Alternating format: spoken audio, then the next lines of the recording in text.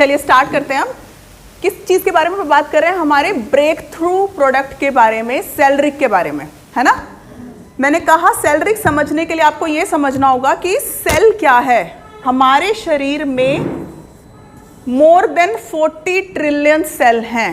40 trillion से भी ज़्यादा हमारे शरीर के अंदर सेल हैं।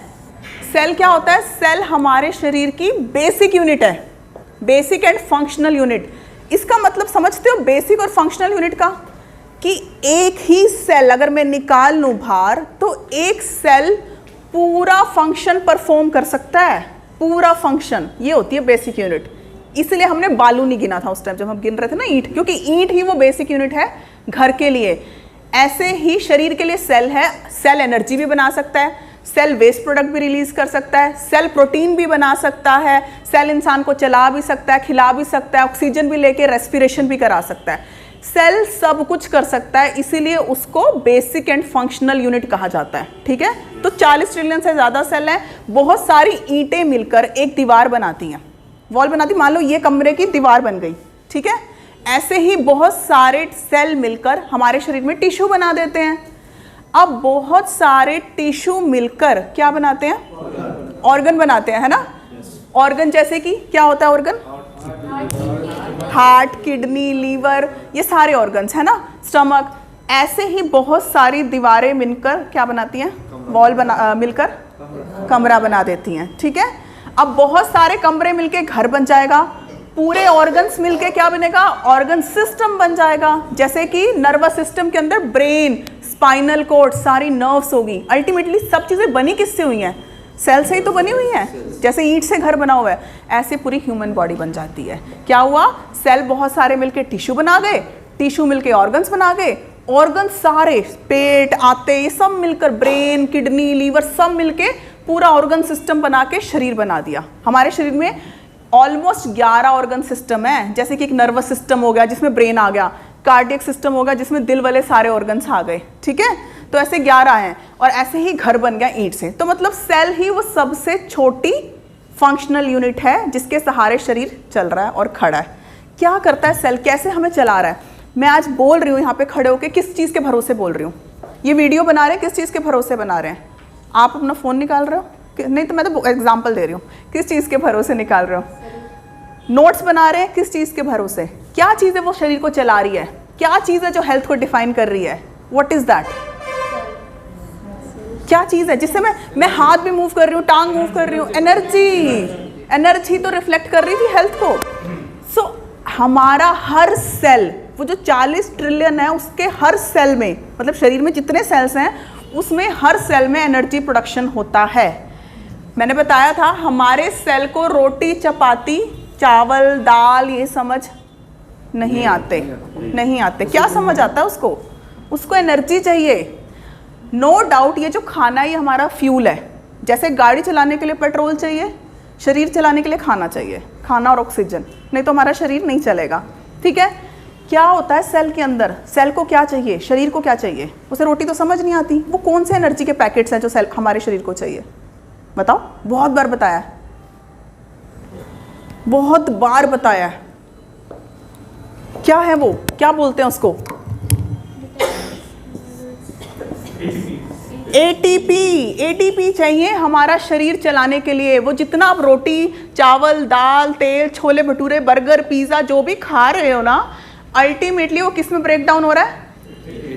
एटीपी में। एटीपी की फुल फॉर्म कुछ लोगों ने पूछी थी, एडिनोसिन ट्राइफॉस्फेट। बिल्कुल ठीक है, एडिनोसिन ट्राइफॉस्फेट। अब नॉर्मल लैंग्वेज में आपको घबराना ही नहीं। एटीपी क्या है? एटीपी एनर्जी के पैकेट्स हैं, सिंपल। एटीपी क्या है? एनर्जी ही है। बट हमारे शरीर को रोटी नहीं समझ आ रही, चावल नहीं समझ आ रहा, उसको एटीपी समझ आ रहा है। तो अल्टीमेटली जिंदा रहने के लिए क्या चाहिए हम सबको? एनर्जी चाहिए। वो क्या है? एटीपी। एटीपी बनना चाहिए हर सेल में। समझ आया सबको? एटीपी क्या है? सब बोलो साथ में मेरे। एनर्जी। एनर्जी के पैकेट्स हैं, एनर्जी है। Chemical form of energy is ATP, जो हमारे सेल को जिंदा रहने के लिए चाहिए, आपको जिंदा रहने के लिए चाहिए, मुझे जिंदा रहने के लिए चाहिए, दुनिया में हर इंसान को जिंदा रहने के लिए चाहिए।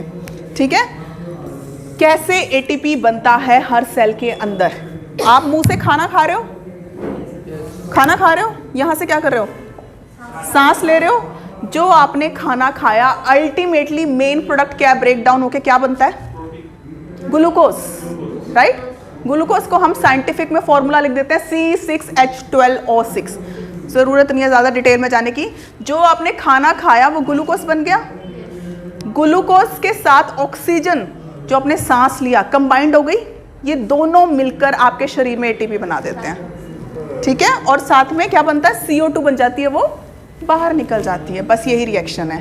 क्या कहा मैंने? देखो समझो, आप खाना क्यों खा रहे हो? क्योंकि आपको एटीपी बनाना है, एनर्जी बनानी है। आप ऑक्सीजन क्यों ले रहे हो? क्योंकि आपको एनर्जी बनानी है। आपके हर एक सेल में खाना टूट के ग्लूकोज बना, ग्लूकोज के साथ ऑक्सीजन मिली, टोटल क्या बनाता है वो रिएक्शन में? एटीपी और CO2। CO2 आप एक्सहेल कर देते हो और एटीपी आपकी एनर्जी है जो आपको हर कार्य करने के लिए, हर काम करने के लिए ज़रूरत है, ठीक है? अब हमारे शरीर में ना सेल दो तरीके के हैं। कितने तरीके के हैं? वो कौन कौन से सेल हैं बताओ? हाँ जी, embryotic cell and non normal cells. बिल्कुल ठीक बात है। हमारे शरीर में दो तरीके के सेल हैं। एक तो है नॉर्मल सेल्स, ठीक है? सेल तो समझ आ गया क्या है? दो तरीके के, एक है नॉर्मल सेल, दूसरे हैं स्टेम सेल्स, ठीक है? Normal cells and stem cells. Normal cell क्या है? जो मैंने बताया ना आपको 40 trillion cell, maximum normal cell ही है, मतलब जो आम सेल है, बट वो स्पेशलाइज्ड सेल्स हैं। जैसे कि आपके सारे ऑर्गन्स के सेल, यानी कि मान लो पैनक्रियास का सेल। पैनक्रियास क्या है? आपका अग्नाशय है, जहाँ पे इंसुलिन बनता है, जो शुगर को कंट्रोल करता है आपकी। कहाँ होता है पैनक्रियास? अच्छा, कहाँ पर? यहाँ पर। लीवर कहाँ पर है? दाएं तरफ के बाएं तरफ? लीवर। सर आप साइंस के वो से हैं, कहीं से साइंस से रिलेटेड कुछ कर रहे हैं आप? अच्छा, तभी नहीं तो लोग लीवर भी यहाँ बता रहे थे पहले। लीवर राइट साइड में है। पेट कहाँ है?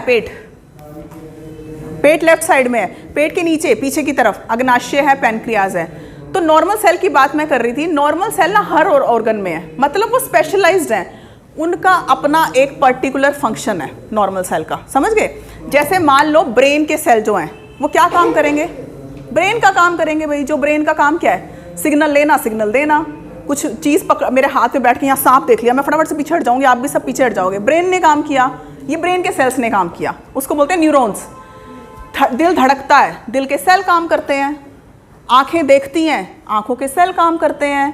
पैनक्रियास के सेल काम करते हैं, शुगर कंट्रोल करते हैं, ठीक है? गुर्दे के सेल यूरिन फॉर्मेशन करते हैं। तो हर सेल का अपना अपना फंक्शन है, ठीक है? ये तो नॉर्मल सेल्स है। ऑलमोस्ट 200 टाइप के नॉर्मल सेल हैं हमारे शरीर में। कितने टाइप के? 200 टाइप के, यानी कुछ पैनक्रिएटिक हैं, कुछ हार्ट के हैं, कुछ ब्रेन के हैं, ऐसे ऐसे करके 200 टाइप के सेल हैं हमारे शरीर में। ये नॉर्मल सेल्स हैं।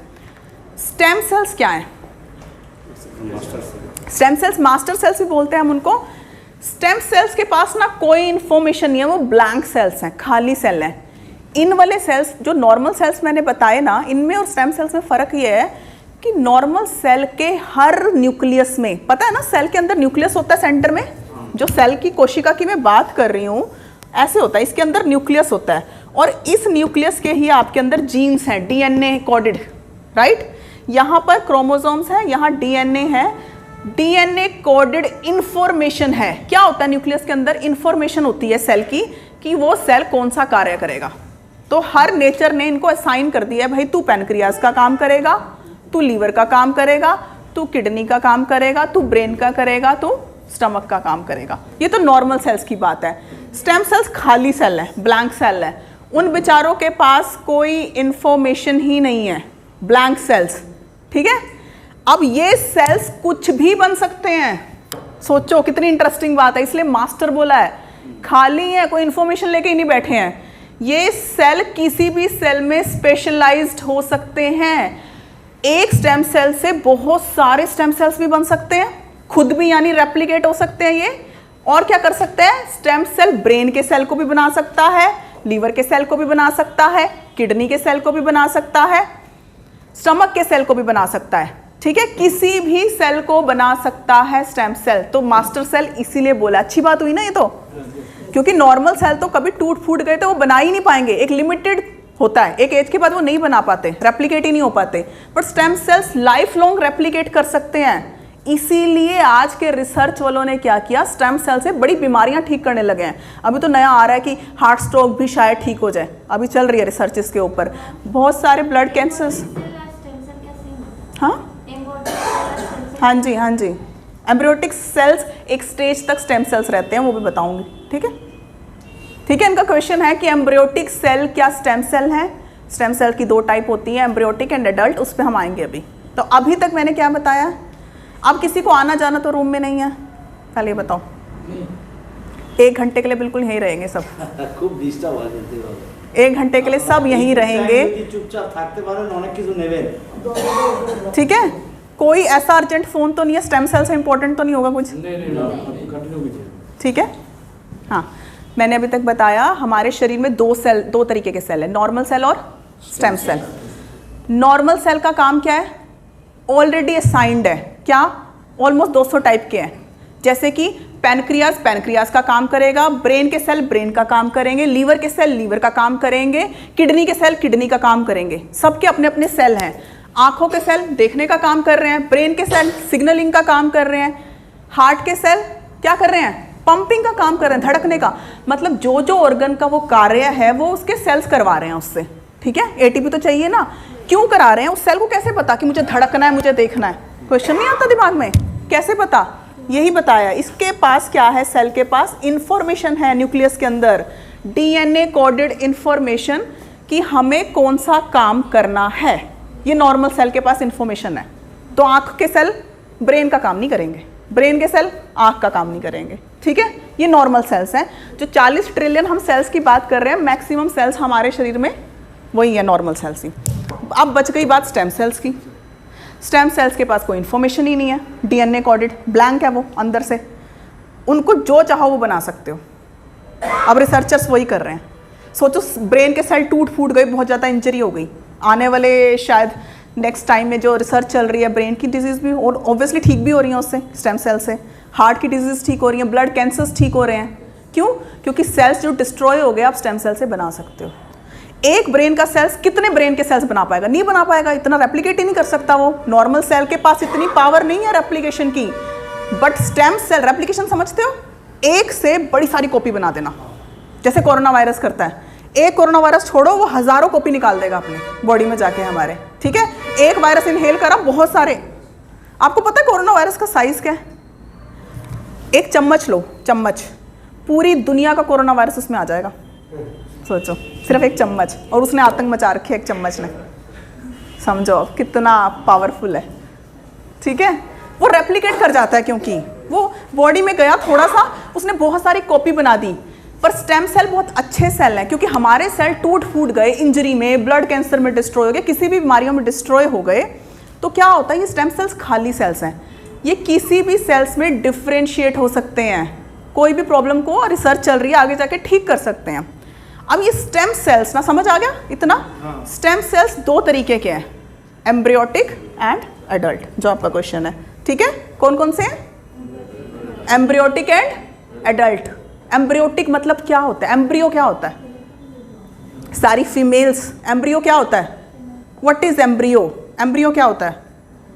क्या होता है? जब मेल एंड फीमेल के फर्टिलाइजेशन से जो गैमीट बनता है, बच्चा बनने वाला होता है, उसकी पहली स्टेज को हम एम्ब्रियो बोलते हैं। वो एम्ब्रियो तो बनता है जो यूट्रस में इम्प्लांट होता है आपके, राइट? That is embryo. क्या है एम्ब्रियो? ये हट जाएगा ना यहाँ से। मैंने क्या बताया, जब बेबी फॉर्मेशन हो रहा होता है, वो पहली स्टेज को क्या बोलते हैं? एम्ब्रियो। सिंपल, ठीक है, एम्ब्रियो बोलते हैं। अब एम्ब्रियोटिक स्टेम सेल्स क्या है? एम्ब्रियोटिक स्टेम सेल्स क्या है? देखो कहाँ से आते हैं एम्ब्रियोटिक स्टेम सेल्स। बहुत सारे बच्चों के ब्लड कैंसर्स, ल्यूकेमिया बोलते हैं ब्लड कैंसर्स, ठीक किए गए हैं, या अगर रिसर्च चल रही है इन चीज़ों के ऊपर, इस एम्ब्रियोटिक स्टेम सेल से। कहाँ से आते हैं एम्ब्रियोटिक स्टेम सेल्स? हाँ जी, माँ के शरीर से। कैसे लेंगे शरीर से? देखो क्या होता है ना, कोड के अंदर से बेटा वो आते हैं एडल्ट वाले, ठीक है। देखो क्या होता है ना कि अभी एम्ब्रियोटिक स्टेम सेल्स की बात कर रही हूँ मैं। कई आजकल आपने देखा है बहुत इनफर्टिलिटी है। इनफर्टिलिटी मतलब बहुत लोगों को बेबीज नहीं हो रहे हैं, ठीक है, बच्चे नहीं होते हैं बहुत लोगों को। पहले के टाइम पे लोगों के 4-4, 5-5, 10-10 बच्चे भी इजीली हो जाते थे, बट मैंने जैसे गायनी फील्ड में काम किया, हर दूसरा तीसरा केस में प्रॉब्लम है, बच्चे नहीं हो रहे, क्योंकि बहुत एडल्ट्रेशन आ चुकी है खाने में, बहुत सारे केमिकल्स आ चुके हैं, मेल में प्रॉब्लम आ गया, स्पर्म काउंट डिक्रीज हो गया, फीमेल में प्रॉब्लम आ गया। ऐसा नहीं सिर्फ फीमेल में ही प्रॉब्लम है, मेल्स के स्पर्म काउंट बहुत कम होने लग गए हैं, तो बहुत सारी चीज़ों में प्रॉब्लम आ गई है। तो एक प्रोसीजर होता है, लोग क्या करते हैं, IVF, या कई बार अंदर ही यूट्रस में प्रॉब्लम होती है फीमेल के कि इम्प्लांटेशन ही नहीं हो रहा, तो क्या हो रहा है कि एक ट्रीटमेंट करते हैं IVF। IVF होता है इन विट्रो फर्टिलाइजेशन। क्या होता है IVF? इन विट्रो मतलब आर्टिफिशियली बेबी प्रिपेयर करना है, नॉर्मल लैंग्वेज में समझो test tube baby, test tube baby, ठीक है।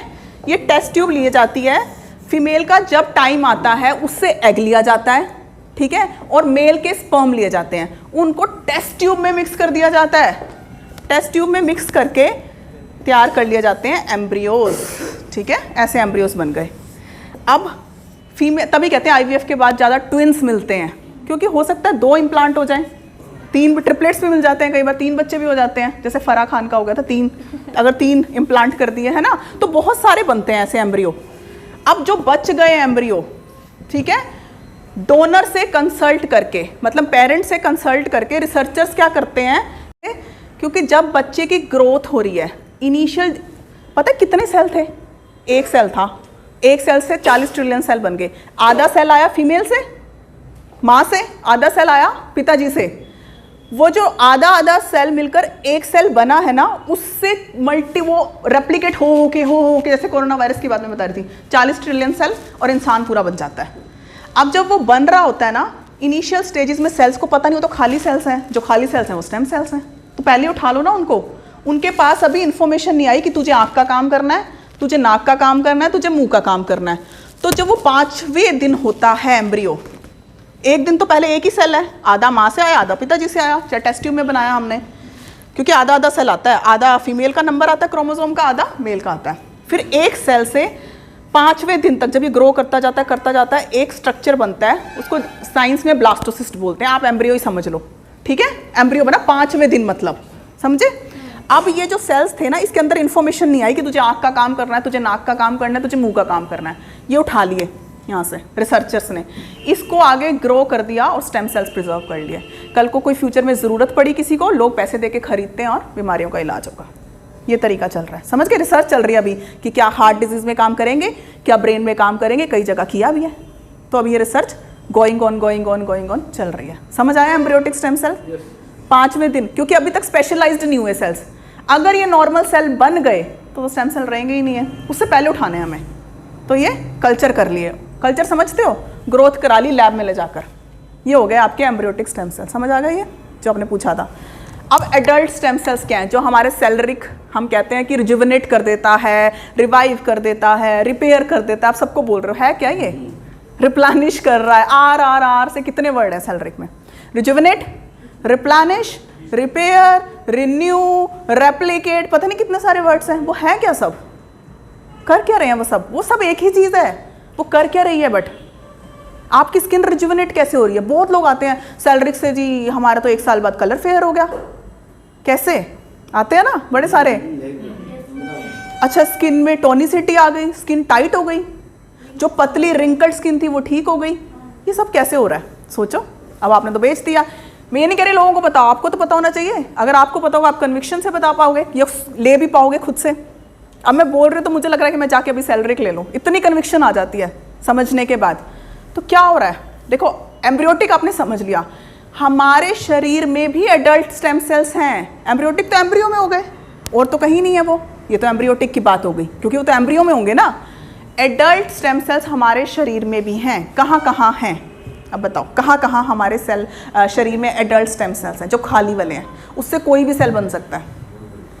आपकी स्किन में, आपकी स्किन की ऊपर की लेयर, डॉक्टर कैरन उसमें बोलती है आपकी पीपीटी में, एपिडर्मिस।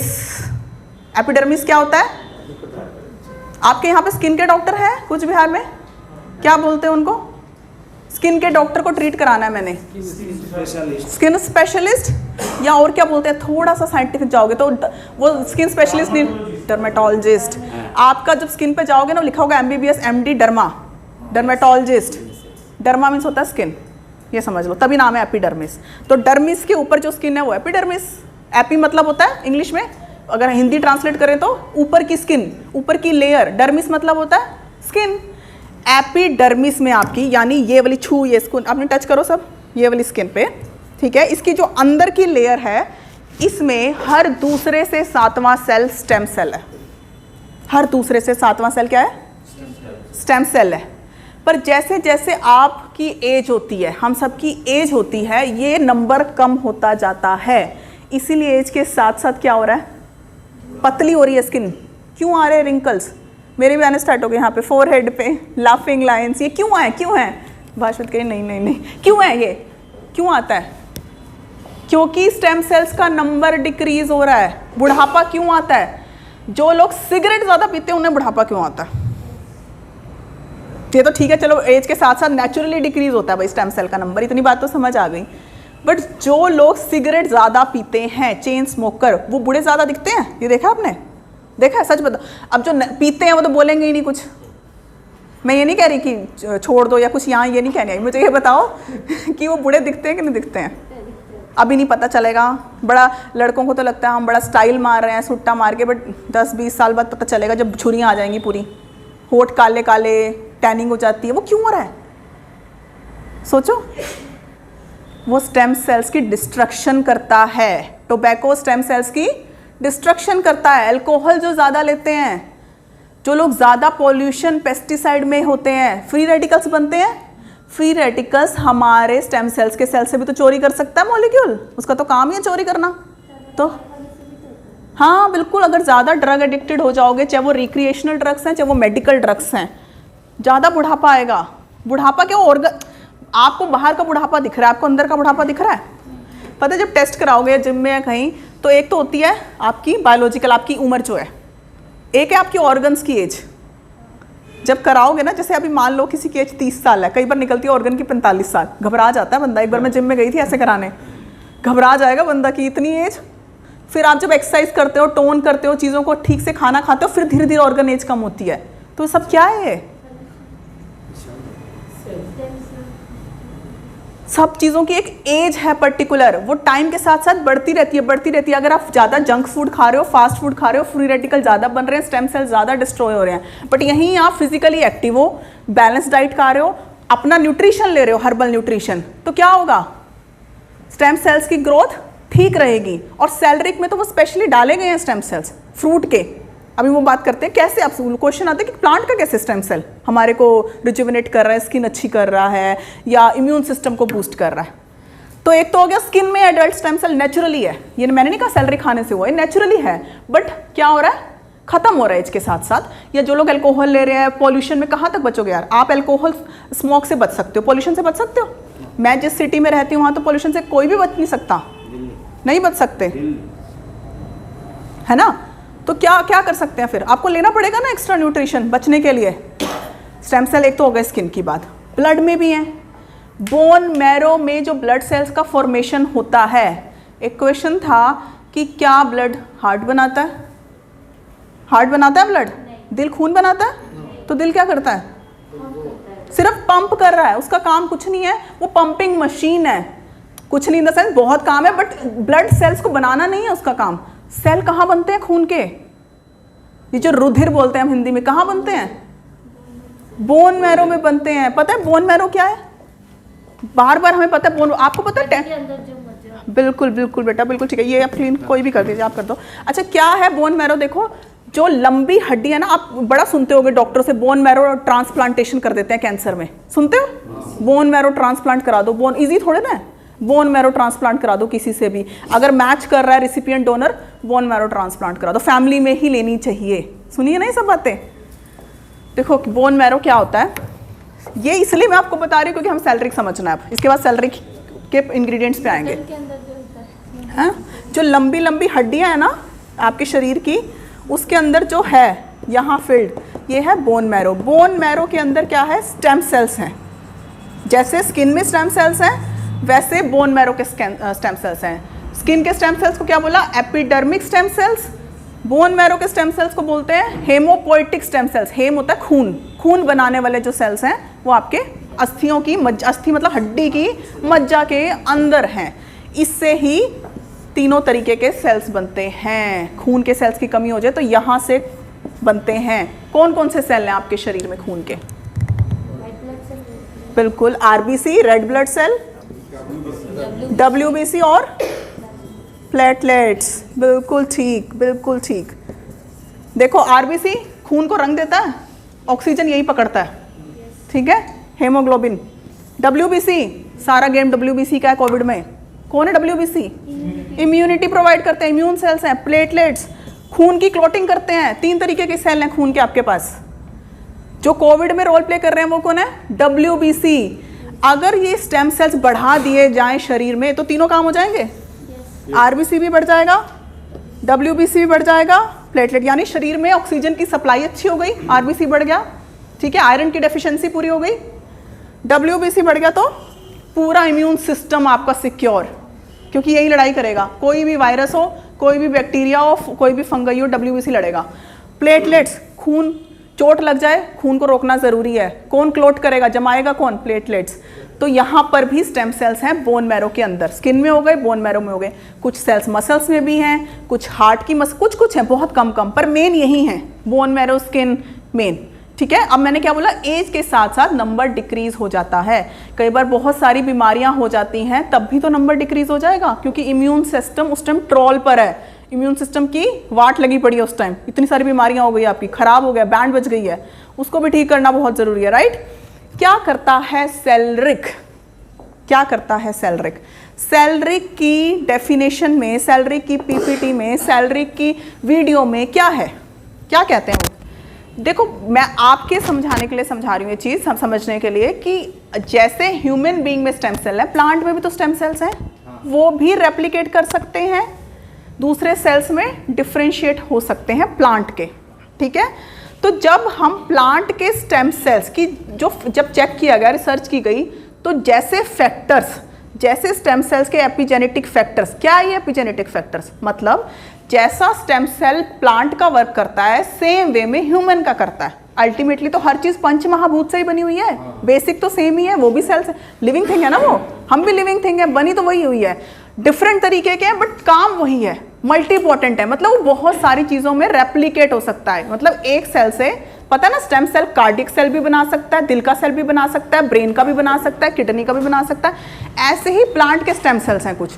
तो अगर हम प्लांट के स्टेम सेल्स को कल्चर करके बाहर लैब में अलग से ले जाकर कल्चर कर लें तो वो क्या करते हैं, हमारी स्किन को न्यूट्रिशन प्रोवाइड करते हैं। ये सिंपल लैंग्वेज में बताओगे, ये नहीं बताओगे स्टेम सेल्स वगैरह।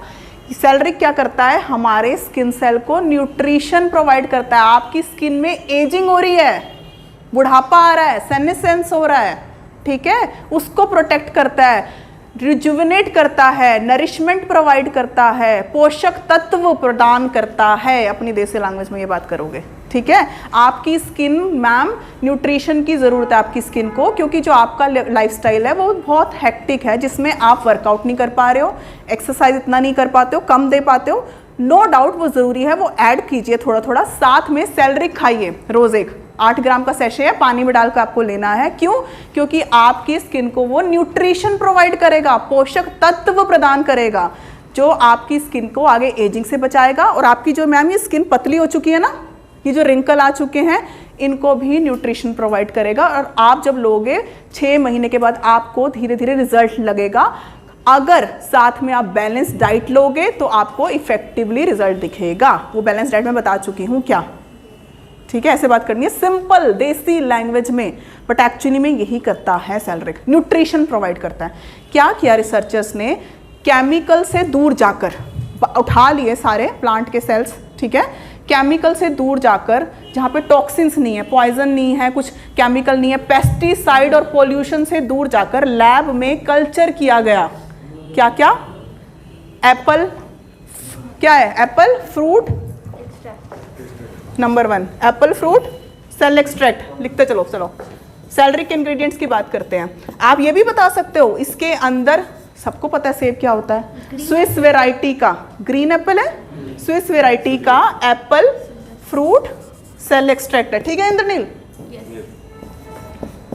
एप्पल फ्रूट सेल एक्सट्रैक्ट है। बाकी आप अपनी चीजें ऐड कर सकते हो जो कर रहे हो, जिससे आपको बाकी ये होता है यार करते करते ना इफेक्टिवनेस आपको पता चल जाएगी, किससे ज्यादा कंज्यूमर बेस जनरेट हो रहा है, सिंपल सी बात है ना। एप्पल फ्रूट सेल एक्सट्रैक्ट क्या करता है एप्पल, बताओ चलो क्या करता है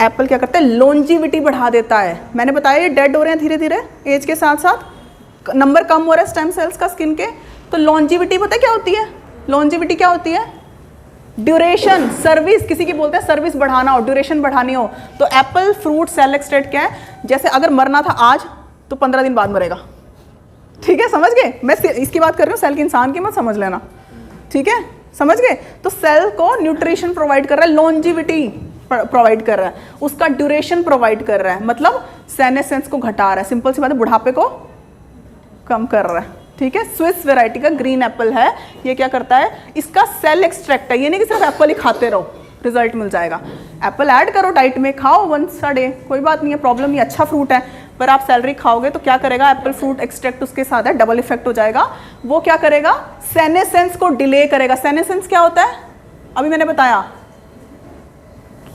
सेनेसेंस क्या होता है,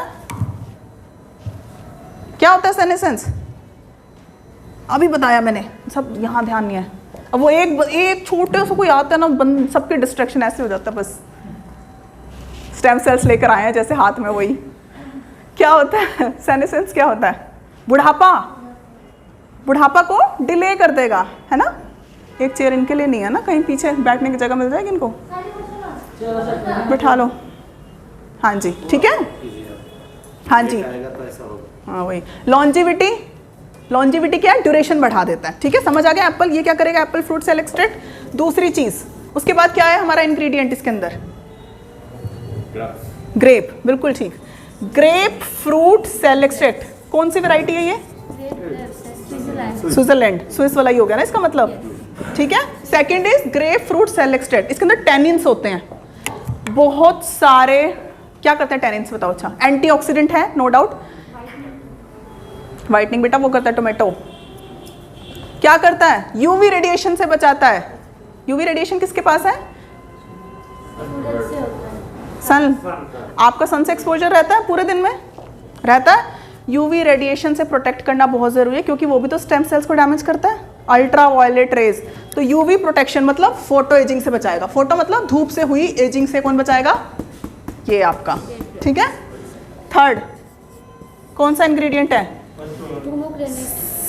पोमेग्रेनेट लास्ट में बात करेंगे, दोनों एक साथ हो जाएंगे। सीवीड एक्सट्रैक्ट, मेन जो बेस है ना, मेन जो बेस है सेलरिक का वो ये है, ये बहुत इंपॉर्टेंट इंग्रेडिएंट है सीवीड एक्सट्रैक्ट। क्या है सीवीड, एक प्लांट है, क्या करता है सीवीड, देखो आप समझो, मैंने आपको बोन मैरो बताया था, क्या है बोन मैरो, कहाँ है, लंबी लंबी हड्डियों में, जैसे ये रीढ़ की हड्डी है, बोन मैरो, रिब्स, पसलियाँ पता ना कितनी 12 होती हैं ऐसे लगी हुई हैं स्केलेटन में, इसकी हड्डियों के बीच में बोन मैरो, ये क्या है थाई की हड्डी में बोन मैरो, क्या बन रहा है इसमें, स्टेम सेल से खून के सेल बन रहे हैं।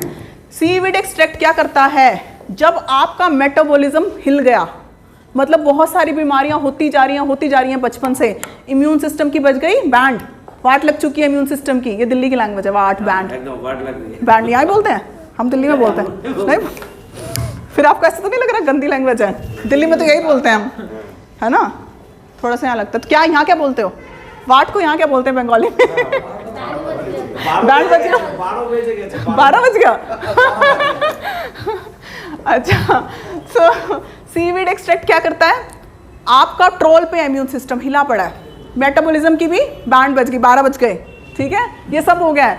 तो सीवीड एक्सट्रैक्ट क्या करता है, बोन मैरो से स्टेम सेल्स का एनहांसमेंट कराता है, बढ़ा देता है, ताकि ज़्यादा वो सेल्स का प्रोडक्शन करे, आरबीसी ज़्यादा बना, ज़रूरत है शरीर में, डब्ल्यूबीसी ज़्यादा बना और प्लेटलेट ज़्यादा बना, डब्ल्यूबीसी ज़्यादा बन गए तो अब ब्लड में आ गए, वो बोन मैरो से निकल के डब्ल्यूबीसी ब्लड में आ गए, क्योंकि इम्यून सिस्टम की 12 बजे हुए थे, अब वो डब्ल्यूबीसी क्या करेंगे, जहाँ जहाँ शरीर में चाहिए वहाँ चिपक जाएंगे और अपना काम करेंगे, ये करता है सीवीड एक्सट्रैक्ट। हुआ ना इम्यूनिटी बूस्टर? कोविड के लिए मास्ट है सब। बिल्कुल बिल्कुल देना चाहिए। हम तो सिर्फ फाइटोशाइन दे रहे थे, अजोएजिंग दे रहे थे, सेलरिक। ए सीवीड के फाइटोशन में भी है तो सीवीड, ए सीवीड फाइटोशन में है। स्पाइरुलिना। स्पिरुलिना सर, वो सीवीड वो ब्रेन और नर्वस सिस्टम का फंक्शन, वो सीवीड नहीं है। अच्छा spirulina is blue green algae, वो अलग चीज़ है, ठीक है। ये ऑस्ट्रेलियन सीवीड। ऑस्ट्रेलियन सीवीड है, ठीक है, ये अलग चीज़ है, समझ आ गया सीवीड क्या करता है। अब इसके बाद टोमेटो, टोमेटो क्या करता है, अभी जो बात कर रहे थे, इजराइल से है टोमेटो, ये इजराइल से है टोमेटो। क्या करता है tomato? Tomato fruit powder, tomato fruit powder extract क्या करता है? ये नेचुरल कॉस्मेटिक है, आयुर्वेद में इसको बहुत अच्छा कॉस्मेटिक माना गया, स्किन लाइटनिंग में हेल्प करता है, तभी आपको बार बार रिजल्ट आता है, स्किन वाइट हो गई, लगातार ले रहे थे सेलरिक, क्योंकि ये स्किन लाइटनिंग करता है। नॉर्मली भी लड़कियां टमाटर रगड़ लेती हैं स्किन पे गोरे गोरे होने के लिए ऐसे चक्रों में, तो टोमेटो स्किन लाइटनर, ठीक है, स्किन का सब अंदरूनी शुद्धिकरण भी तो करता है। डिटॉक्सिफिकेशन करता है। मेन देखो करते सारे हैं, बट मेन जो डिटॉक्सिफिकेशन शरीर में करता है वो पोमेग्रेनेट के इंग्रेडिएंट्स हैं, ठीक है। ब्लड प्योरीफाई करता है और डिटॉक्सिफाई करता है। पोमेग्रेनेट बात करेंगे, अनार जो डला हुआ है इसमें, हाँ जी, ठीक है। टोमेटो का हो गया स्किन लाइटनिंग करता है, ठीक है, जो वाइटनिंग हो गई, हाँ, मेलेनिन की सिंथेसिस को इनहिबिट करता है, इस लैंग्वेज से घबराना नहीं है। What is melanin? जो स्किन में पिगमेंटेशन करता है, काला रंग लाता है, काला रंग जो लाता है ना, वो मेलेनिन हमारा पिगमेंट है, स्किन में नेचुरली होता है, उसकी सिंथेसिस को थोड़ा कम कर देगा तो लाइटनिंग अपने आप होगी ना, ठीक है। तो नेचुरल कॉस्मेटिक है ये, पिगमेंटेशन को रोकता है। जिनको पिगमेंटेशन है तो सेलरिक उनको भी दिया जा सकता है, मतलब पिगमेंटेशन अक्सर आजकल सबको है। मैंने मेरे जे काले काले दाग। हाँ, ये जो होता है ये सबके है, ये पिगमेंट, मेचे काल वाले। हाँ, ये पिगमेंटेशन, छाइयाँ, ये सब बोलते होंगे ना, ठीक है। मेचे तबांग है। अश्वगंधा क्या बोलते हैं बंगाली में? अश्वगंधा थायराइड ग्लैंड में हेल्प करता है, थायराइड के हार्मोन्स को रेगुलेट करने में अश्वगंधा हेल्प करता है। सबसे मेन कार्य पता है क्या अश्वगंधा का? मेन काम पता है अश्वगंधा का क्या है? पता है किसी को मेन काम? बिल्कुल उन्होंने ठीक है, थायराइड स्टिमुलेशन में हेल्प करता है, थायराइड की चीज़ों में हेल्प करता है। क्या करता है अश्वगंधा? अश्वगंधा विंटर चेरी है, आयुर्वेदिक रसायन है। क्या करता है पता है? आप ये नहीं बोलोगे स्ट्रेस ठीक करता है, क्या लैंग्वेज यूज करनी है? स्ट्रेस मैनेजमेंट में हेल्प करता है अश्वगंधा।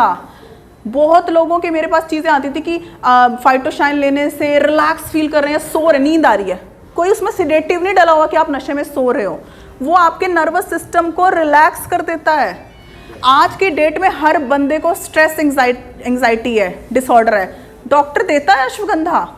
इवन एलोपैथी में भी लोग अश्वगंधा और शिलाजीत ऐड कर रहे हैं अपनी मेडिसिन में, क्योंकि जो शिलाजीत है ना वो एफ्रोडाइसिस भी करता है, मेल इनफर्टिलिटी को रोकता है, स्पर्म काउंट इंक्रीज करता है, स्टैमिना, विगरस, एनर्जेटिक बनाता है। ये सब गायनी वाले ऐड करते हैं अपनी मेडिसिन में, ये ऑलरेडी हमारे प्रोडक्ट्स में है, बस हमें थोड़ी सी नॉलेज चाहिए, ठीक है।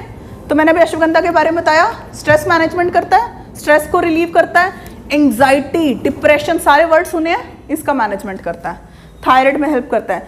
मान लो आप यहाँ बैठे हो, बड़ी मुश्किल से समझ आ रहा है, बहुत दिमाग लगाना पड़ रहा है, ठीक है, लर्निंग पावर इंक्रीज करता है, क्योंकि नरिश कर रहा है आपके ब्रेन को, तो क्या करेगा? लर्निंग पावर को इंक्रीज करेगा, रिएक्शन टाइम बढ़ा देगा। लोग एकदम से जल्दी से रिएक्ट कर देते हैं, गुस्सा आता है, पर जब आप शांत रहोगे तो रिएक्शन टाइम कम हो गया। बहुत लोग भड़क जाते हैं, इरिटेटेड रहते हैं, अश्वगंधा रिलैक्स करता है, ठीक है। ये सारी चीज़ें अश्वगंधा की हैं। फिर जो लास्ट के इंग्रेडिएंट है वो मैं एक साथ बात करूंगी, ज़्यादा पानी लगा दिया। चलो मैं लिखती नहीं, मैं बात करती हूँ उसके बारे में। लास्ट के 2 इंग्रेडिएंट कौन से हैं? 7 इंग्रेडिएंट है ना सेलरिक में, pomegranate peel and pomegranate powder, fruit powder. Pomegranate peel जो छिलका है अनार का, वो ज़्यादा अच्छा एंटीऑक्सीडेंट है पल्प से, ये पता है, फाइटोशाइन में भी है। वो तो बेटा वो है ऑरिगेनो वल्गैरे, ऑरिगेनो वल्गैरे की बात कर रहे हो आप, ठीक है। सो इसमें पॉलीफिनोल्स होते हैं अनार में। क्या होते हैं? पॉलीफिनोल्स हार्ट की बीमारियों से प्रोटेक्ट करते हैं, क्योंकि अनार की जितनी भी फ्रूट पाउडर या छिलका है, क्या कर रहा है वो आपके शरीर में? हार्ट को आपके जिंदा रहने के लिए अच्छी ऑक्सीजन की सप्लाई की ज़रूरत है, ऑक्सीजन सप्लाई इंक्रीज कर देता है, ठीक है। बहुत अच्छा एंटीऑक्सीडेंट है, नो डाउट, हार्ट की डिजीज में प्रोटेक्ट करता है, एलडीएल लेवल को कम करता है, एलडीएल क्या है? सबको पता होना चाहिए एलडीएल, मैंने बहुत बार बताया है। एलडीएल क्या है? बैड कोलेस्ट्रॉल, बुरा कोलेस्ट्रॉल। लोगों को लगता है एलडीएल ज़्यादा होना चाहिए, जब रिपोर्ट आती है एलडीएल ज़्यादा होना चाहिए, एचडीएल कम। नहीं, एचडीएल गुड कोलेस्ट्रॉल है, हाई डेंसिटी लिपोप्रोटीन। एलडीएल है लो डेंसिटी लिपोप्रोटीन। याद रखना, हमारे शरीर में लो डेंसिटी लिपोप्रोटीन खतरनाक है, हाई डेंसिटी लिपोप्रोटीन अच्छा है, क्योंकि जो लो डेंसिटी लिपोप्रोटीन है ना, वो आपके हार्ट की नलियों में जाके चिपक जाता है और हार्ट स्ट्रोक, हार्ट अटैक होने के चांसेस हैं। ब्रेन में स्ट्रोक आ सकता है अगर एलडीएल चिपक गया तो, ब्रेन की नलियों में, नसों में, कैरोटिड आर्टरी में और कोरोनरी आर्टरी में, दिल की आर्टरी और हार्ट की आर्टरी में चिपक गया तो। ठीक है, तो इन सब चीज़ों में भी हेल्प करता है। और जो मैं सीवीड की बात बता रही थी, वो इम्यून सिस्टम के तो साथ साथ और पता क्या करता है वो, ब्लड प्रेशर सप्रेशन अगर हाई है किसी का, उसमें कोलेस्ट्रॉल मैनेजमेंट, ये 3 बहुत गंदी गंदी चीज़ें हैं, बीपी, कोलेस्ट्रॉल, शुगर, इन तीनों का सप्रेशन करता है। क्योंकि ये तीनों चीज़ें हैं, ओबेसिटी है, सारी प्रॉब्लम इन्हीं से है, सारा गेम इन्हीं का है। मोटापा, high blood pressure, high sugar और हाई कोलेस्ट्रॉल, हो गए ना सारी चीज़ें एड्रेस मैनेज। तो सोचो एक प्रोडक्ट में कितनी पावर है, बस हमें नहीं पता।